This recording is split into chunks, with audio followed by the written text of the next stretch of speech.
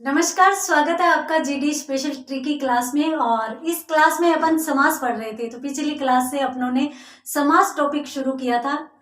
उसमें अपनों ने देखा था कि समास के कुल 4 भेद स्वीकार किए गए हैं पदों की प्रधानता के आधार पर। हालांकि समास के कुल 6 भेद माने जाते हैं। तो उसमें से अपनों ने अव्ययी भाव समास और द्वंद्व समास और इसके साथ साथ बहुब्रीहि समास यानी 3 समासिक भेदों का उन्होंने अध्ययन कर लिया था। तो बढ़ते हैं आगे। देखिए, अपन समास पढ़ रहे हैं और समास में मैं आपको सबसे पहले एक चीज बता देती हूँ। 2 चीजें ऐसी हैं जो आप समास से संबंधित प्रश्न करते हैं तो आप हमेशा दिमाग में रखेंगे। कौन सी है, चलिए देख लेते हैं। देखिए, 2 बातें हैं जो समास में आपको विशेष तौर से ध्यान में रखनी है। कौन सी? एक तो कोई भी शब्द हो और इसमें यदि 2 समास हो, कोई भी शब्द हो और उसमें यदि 2 या 2 से अधिक समास हो। कभी कभार स्थिति बन जाती है कि 2 समास भी हो सकते हैं, 2 से अधिक समास भी हो सकते हैं। कुछ शब्द ऐसे होते हैं। तो एक शब्द में यदि 2 या 2 से अधिक समास हो और 2 या 2 से अधिक समास होगा तो उनमें एक बहुब्रीहि अवश्य होगा। ये आपको ध्यान में रखना है। तो बहुब्रीहि यदि उसमें है और बहुब्रीहि विकल्प में भी है तो आप पहले बहुब्रीहि करेंगे, बाद में दूसरे समास का चयन करेंगे। जैसे मान लीजिए कि एक शब्द है तिरंगा, ठीक है। अब तिरंगा शब्द है तो इसमें ती का मतलब 3 और 3 का मतलब संख्या। तो संख्या और संख्यावाची शब्द किस में जाते हैं? द्विगु समास में जाते हैं, ठीक है। और तिरंगा राष्ट्र ध्वज को भी कहते हैं, राष्ट्र ध्वज को भी कहते हैं। और तीसरे अर्थ में जाने के कारण इसमें बहुब्रीहि समास भी है। यानी तिरंगा शब्द एक ऐसा शब्द है जिसमें द्विगु समास भी है और बहुब्रीहि समास भी है। तो अपने को कौन से विकल्प का चयन करना है? अपने को बहुब्रीहि का चयन करना है यदि विकल्प में है तो। यदि बहुब्रीहि विकल्प में ही नहीं है तब आप द्विगु करेंगे, पहले आप द्विगु नहीं करेंगे। तो ये बात मैं समझाना चाह रही थी कि यदि एक सामासिक पद में 1 से अधिक समास हो और उनमें यदि एक बहुब्रीहि हो तो अपने को ध्यान रखना है कि सबसे पहले अपने को बहुब्रीहि समास का ही चयन करना है, ठीक है। एक चीज तो अपने ये मैंने आपको कहा कि 2 बातें आपको ध्यान में रखनी है विशेष तौर पर। दूसरी बात कौन सी है जो आपको विशेष तौर पर ध्यान में रखनी है? तो दूसरी बात है वो ये कि जब भी सामासिक पदों का विग्रह करें तो पर्याय शब्दों के प्रयोग से बचें। पर्याय शब्दों का प्रयोग सॉरी पर्याय शब्दों के प्रयोग से अपने को ज्यादा से ज्यादा बचना है। जैसे मान लीजिए कि तिरंगा शब्द ही है और तिरंगा का ही विग्रह पूछ लिया जाए तो आप क्या करेंगे? ती है रंग जिसमें वह, यहां पर आप 3 लिखने से बचेंगे। हालांकि 3 जाता 3 में ही है, पर्याय शब्द ही है, परंतु फिर भी आप जहां तक संभव हो उन्हीं शब्दों को काम में लें जो शब्द में दिए गए हैं। हाँ, कुछ शब्द तो ऐसे हैं जिनमें आता ही दूसरा है तो वो बात अलग है। मैंने आपको ये नहीं कहा कि सब जगह, मैंने आपको ये कहा है कि जहां तक संभव हो आपको पर्याय शब्दों का प्रयोग करने से बचना है। तो 2 चीजें अपने को ध्यान रखनी है समासिक पद पढ़ते समय कि एक तो पर्याय शब्दों का प्रयोग नहीं करना और एक यदि 1 से अधिक समासिक पद आ जाए तो वहां पर अपने को बहुब्रीहि यदि साथ में है तो बहुब्रीहि का चयन पहले करना है। अब अपन बात करते हैं तत्पुरुष समास की। देखिए, तत्पुरुष समास, क्योंकि पिछली क्लास में अपनों ने अव्ययी भाव को ट्रिक के साथ पढ़ा है कहीं भी आपके अव्ययी, द्वंद्व और बहुब्रीहि समास में प्रश्न गलत होने की कोई संभावना नहीं है। पिछली क्लास में इतने अच्छे से पढ़ा है। यदि आप पहली बार क्लास के साथ जुड़ रहे हो तो पिछली क्लास में आप वो भी देख सकते हैं और अच्छे से देखिए, क्योंकि एग्जाम नजदीक आ चुकी है, समय है ही नहीं। तो देखिए तत्पुरुष समास। तत्पुरुष समास में कुल 7 भेद माने जाते हैं। आराम से धैर्य रखिए, कोई मुश्किल नहीं है। मैं जो ट्रिक बताने वाली हूं उनमें 5 को एक बार छोड़ दीजिए, आप सिर्फ 2 की तरफ ध्यान दीजिए। 2 में एक तो है कर्मधारय समास, कर्मधारय समास, और दूसरा है द्विगु समास, द्विगु समास। मैंने 5 को छोड़ने के लिए और 2 को लेने के लिए क्यों कहा? इसलिए कहा क्योंकि इन 5 से संबंधित कभी विकल्प नहीं आता। इन 5 के सभी एग्जाम्पल जो है वो तत्पुरुष समास में ही जाएंगे। कभी भी उनका नहीं आता कि भाई अलुक समास का कौन सा उदाहरण नहीं है, कभी भी नहीं आता न तत्पुरुष समास का उदाहरण कौन सा है, नहीं है। कभी भी ये नहीं आता लुप्त कारक चिन्ह का कौन सा उदाहरण है, नहीं है। तो वो इनसे संबंधित कभी विकल्प नहीं आते। इनको सभी को सिर्फ और सिर्फ तत्पुरुष में ही शामिल किया जाता है। ये 2 समास ऐसे हैं जिनको अपन तत्पुरुष में इसलिए पढ़ते हैं क्योंकि इन दोनों में भी द्वितीय पद प्रधान होता है और इसमें भी द्वितीय पद प्रधान होता है, इसलिए अपन इसमें शामिल कर लेते हैं। तो ये विकल्प में आ सकते हैं, तो इसलिए इनको क्लियर कर लेते हैं। देखिए सबसे पहले तो द्विगु समास। द्विगु समास का अपन यदि विच्छेद करें या विग्रह करें तो द्वि का मतलब होता है 2 और गु का मतलब होता है गाय, गो, गो, ठीक है, गाय। तो 2 गाय। अब 2 शब्द क्या है? संख्या है। तो यदि प्रथम पद संख्यावाची हो तो वहां पर सदैव द्विगु समास माना जाएगा। ये आप अच्छे तरीके से समझ लीजिए। और द्विगु समास बहुत ही आसान है, यूं मान लीजिए कि सबसे आसान है। क्यों? क्योंकि इसमें सभी के सभी वही शब्द आएंगे, एक ही कंडीशन बनती है और वो कंडीशन बनती है कि पहला पद संख्यावाची होना चाहिए। द्विगु शब्द स्वयं में द्विगु समास है क्योंकि इसमें भी पहला पद संख्यावाची है। त्रिनेत्र और तिरंगा, ये भी द्विगु समास, क्योंकि 3 के अर्थ में जाता है, तिरंगा 3 के अर्थ में जाता है, ठीक है। और उसी प्रकार से चवन्नी, पचरंग, पचमणि, पचमणि ये भी 5 के अर्थ में जाते हैं, तो इसलिए इनमें भी द्विगु समास। षट्रस, सप्ताह जो शब्द है उसमें भी सप्त अहनों का समूह है, तो सप्त 7 संख्या हो गई, तो इसलिए यहाँ पर द्विगु समास। अठन्नी, नवरात्र, दशक, दशाब्दी, दुबे, चौबे, इन सभी शब्दों में पहला पद संख्यावाची आ रहा है, तो इसलिए यहाँ पर इन सभी में द्विगु समास माना जाएगा। क्लियर? कोई समस्या नहीं आएगी। अब आते हैं अपन कर्मधारय में। देखिए विशेषण टॉपिक एक ऐसा टॉपिक है जो अपन 6ठी क्लास से पढ़ते आ रहे हैं, और यदि कहीं पर विशेषण विशेष्य की स्थिति रहे तो वहां पर सदैव कर्मधारय समास माना जाता है। तो द्विगु समास अपना क्लियर हो गया। अब अपन बात करते हैं कर्मधारय की। कर्मधारय में 3 स्थितियां मान लो आप, 3 स्थितियां रहती हैं। कौन कौन सी? सबसे पहले तो विशेषण विशेष्य की स्थिति, दूसरी स्थिति रहती है उपमेय उपमान की स्थिति, उपमेय उपमान की स्थिति रहती है, उपमेय उपमान, और तीसरी स्थिति रहती है कु सु उपसर्ग की। जब मैंने अव्ययी भाव समास करवाया था तब मैंने आपको बताया था कि भाई कुछ उपसर्ग आपको छोड़ने हैं।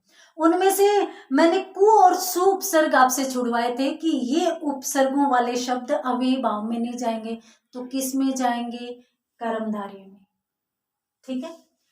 विशेषण विशेष्य की स्थिति में ये है कि एक शब्द तो विशेषण हो और एक विशेष्य हो। जैसे मैंने कह दिया कि लाल मिर्च, तो लाल तो विशेषण शब्द है और मिर्ची की विशेषता बताई जा रही है, तो इसको अपन विशेष्य कह देते हैं। तो इस प्रकार से कोई भी शब्द आ जाए, लाल मिर्ची। और आपको एक चीज और बता देती हूँ, शॉर्ट ट्रिक है, समझने वाली बात है।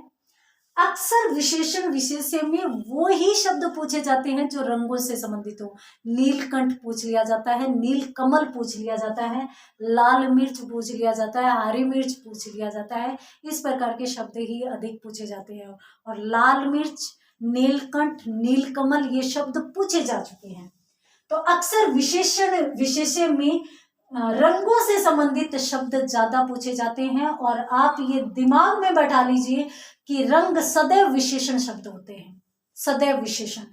तो रंग हमेशा विशेषण में जाते हैं, उसके साथ जिसकी विशेषता बतलाई जा रही है वो शब्द आ जाए तो वो विशेष्य हो जाता है। तो इस प्रकार की स्थिति कर्मधारय समास। ठीक है।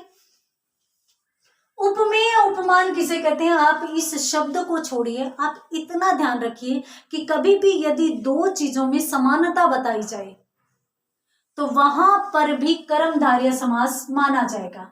दो चीजों में समानता बताई जाए, एक को दूसरे के जैसा बताया जाए या एक को दूसरे का ही दूसरा रूप बताया जाए तो कर्मधारय समास नहीं समझे, आप समझेंगे।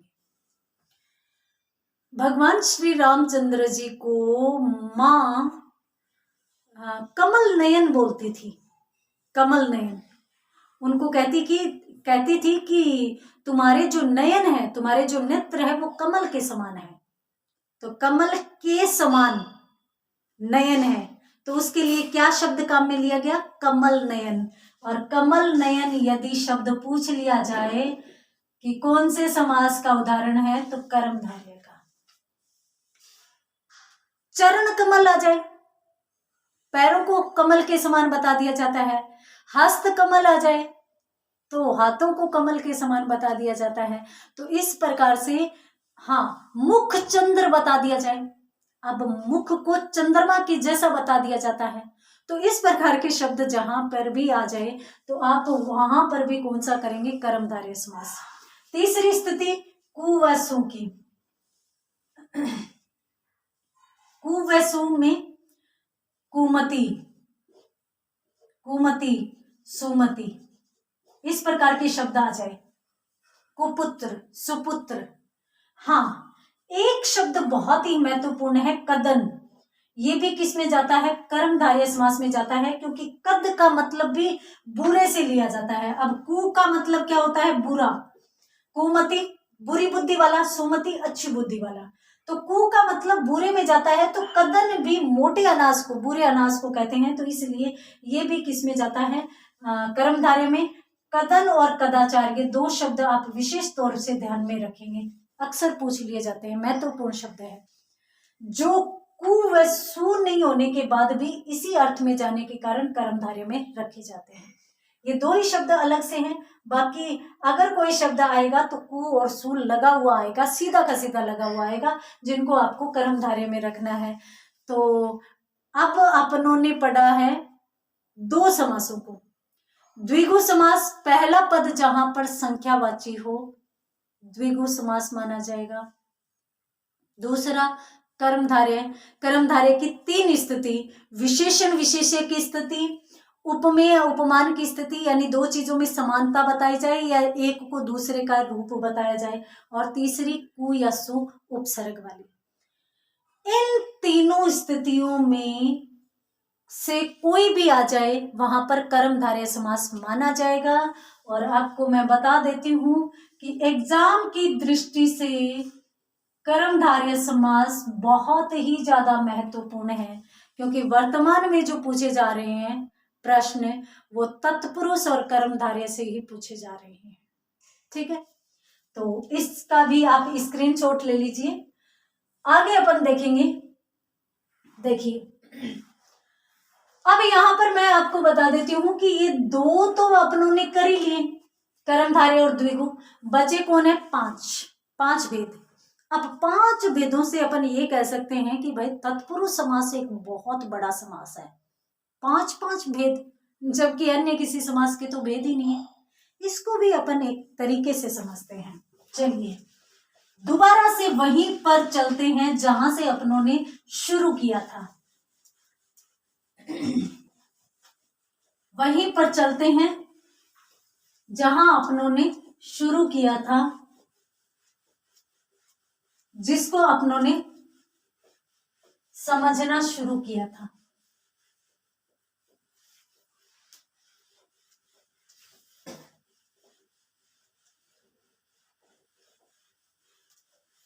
देखिए आज समास के कितने भेद हैं? 4 भेद हैं। पदों के आधार पर अपन एक बार 6 भेद करते हैं। ठीक है, 6 भेद। पहला अव्ययी भाव समास। अव्ययी भाव समास 2 कंडीशन। कौन कौन सी? उपसर्ग वाले शब्द, एक ही शब्द यदि 2 बार आए तो वो शब्द किस में जाएंगे? अव्ययी भाव में। दूसरा अपनों ने कौन सा पढ़ा था? दूसरा अपनों ने पढ़ा था द्वंद्व समास।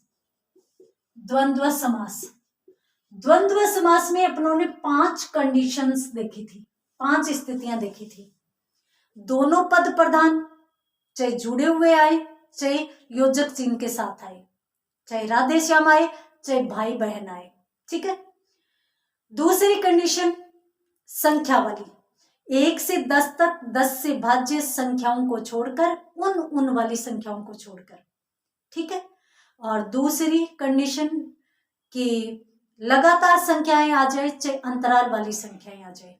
ठीक है, 3 कंडीशन हो गई। दोनों पद प्रधान, 1 से 10, 10 से भाज्य, उन उपसर्ग वाली संख्याएं, और लगातार संख्या व अंतराल वाली संख्या। ठीक है। चौथी कंडीशन एक सार्थक और एक निरर्थक शब्द आ जाए, और 5वीं कंडीशन एक ही चीज के 2 अंग आ जाए, तो वहां पर कौन सा समास? द्वंद्व समास। तीसरा भेद, तीसरा अपनों ने पढ़ा था बहुब्रीहि समास। बहुब्रीहि समास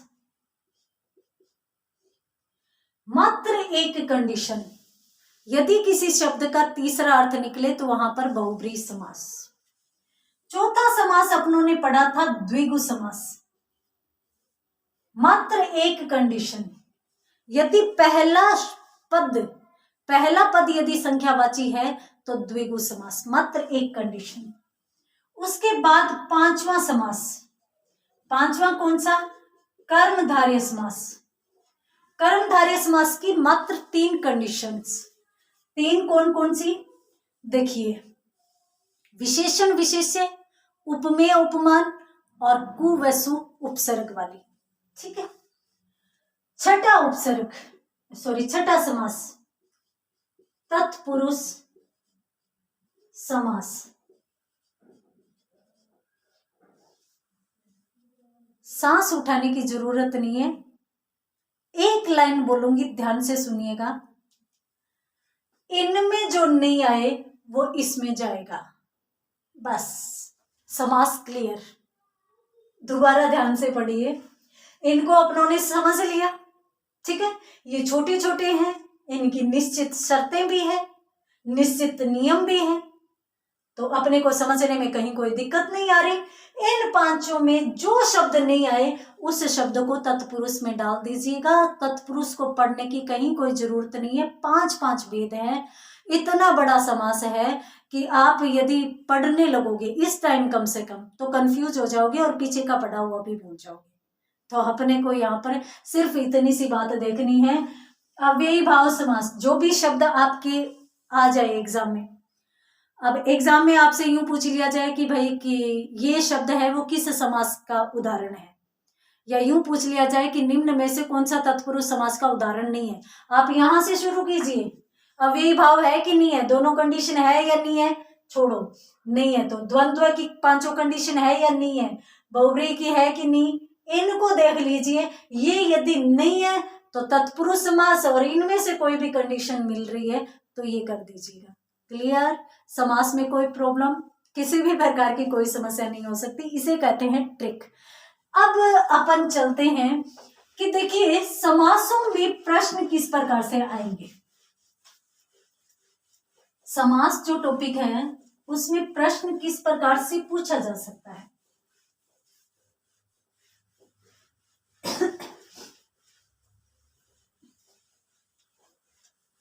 चलिए देखिए, एक तो सीधा का सीधा प्रश्न आएगा कि निम्न में से, चलिए प्रश्न लिखकर ही देख लेते हैं। निम्न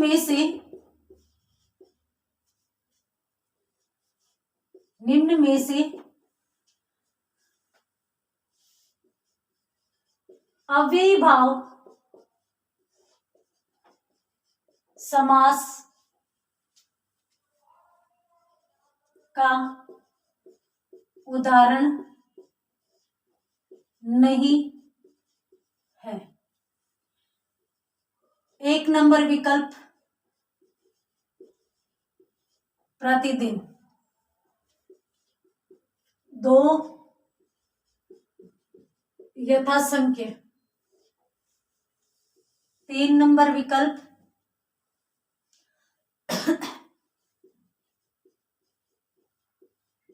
रसगुल्ला, 4 नंबर विकल्प आमरण।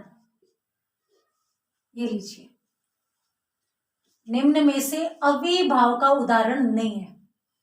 तो मैंने बताया था प्रति एक उपसर्ग है, यथा भी उपसर्ग के रूप में आता है, आ भी उपसर्ग है, तो बचा कौन? रसगुल्ला। रसगुल्ला इसका उदाहरण नहीं है।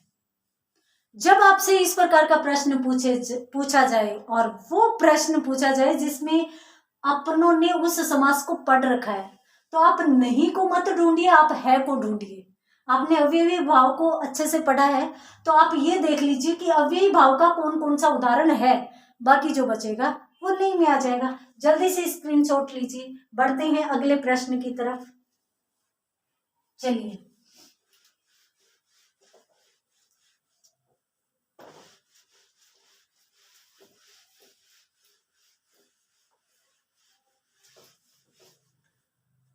अगला प्रश्न, निम्न में से कौन सा विकल्प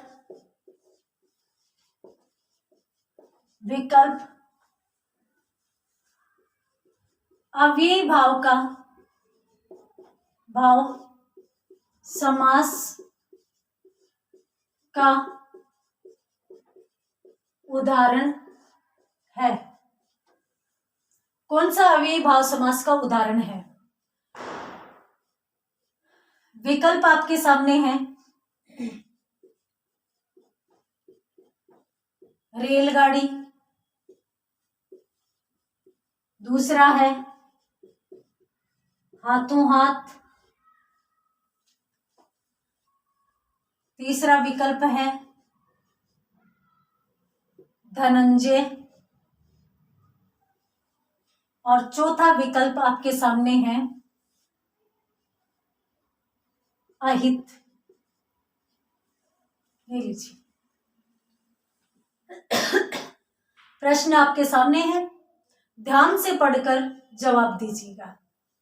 देखिए यहां पर यदि अपन देखें तो सबसे पहले तो रेलगाड़ी, धनंजय, अहित। अब अहित तो उपसर्ग वाला है तो ये अव्ययी भाव में जा सकता है, परंतु मैंने कहा था अन,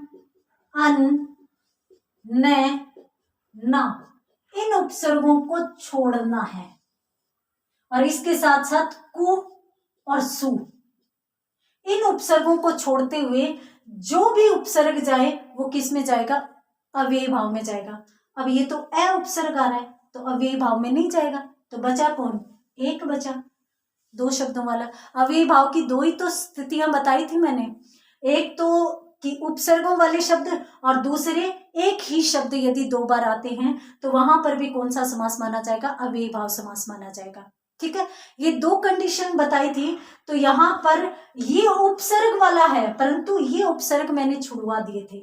अब मैं ये क्लियर कर देती हूँ यहाँ पर कि ये उपसर्ग किस में जाएंगे। देखिए, कु और सु तो मैं बता ही चुकी थी आपको, कर्मधारय समास में जाएंगे।